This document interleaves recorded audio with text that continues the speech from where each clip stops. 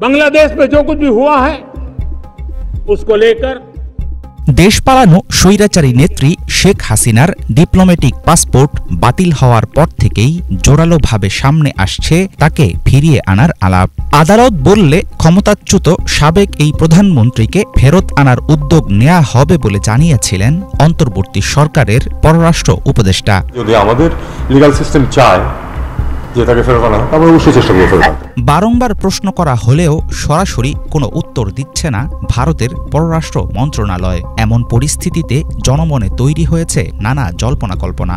ভারতে আশ্রিত একজন মিত্রকে নিয়ে কেন এমন নাটক করছে দিল্লি? চাইলেই কি দেশে ফেরার স্বাধীনতা আছে হাসিনার?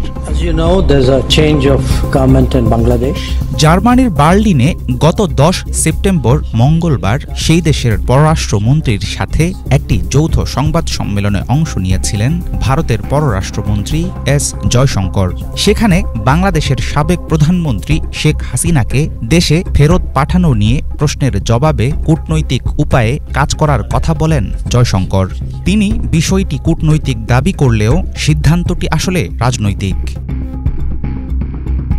এর আগেও প্রায় একই কায়দায় প্রশ্ন এড়িয়ে গেছেন ভারতের পররাষ্ট্র মন্ত্রণালয়ের মুখপাত্র রণধীর জয়সওয়াল। গণ অভ্যুত্থানের মুখে ঢাকা থেকে পালানো প্রাক্তন প্রধানমন্ত্রীকে নিয়ে কেন এত রাগটাগ করছে নয়াদিল্লি?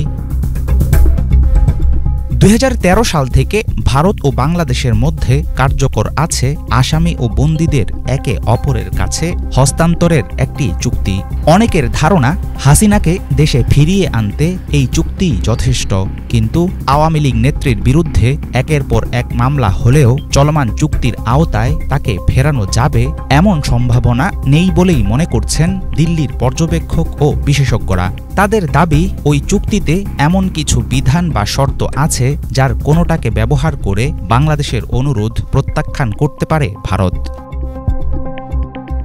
এদিকে জাতিসংঘের চলমান ৭৯তম সাধারণ অধিবেশনে যোগ দেবেন বাংলাদেশ অন্তর্বর্তী সরকারের প্রধান ড মোহাম্মদ ইউনূস ও ভারতের প্রধানমন্ত্রী নরেন্দ্র মোদী।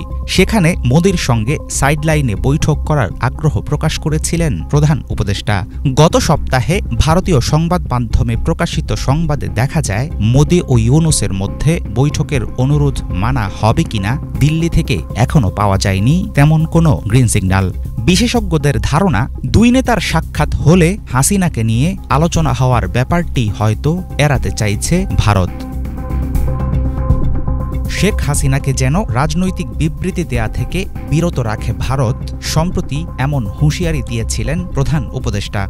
হাসিনার ভারতে থাকার বিষয়টি বাংলাদেশের জন্য হয়ে দাঁড়িয়েছে অস্বস্তির কারণ। পাল্টাপাল্টি কথার লড়াই আরও জটিল করে তুলছে দ্বিপাক্ষিক সম্পর্ক। এমন চলতে থাকলে দীর্ঘমেয়াদী অচল অবস্থার দিকে চলে যেতে পারে গোটা পরিস্থিতি। হাফিজুল ইসলাম, বাংলা ভিশন।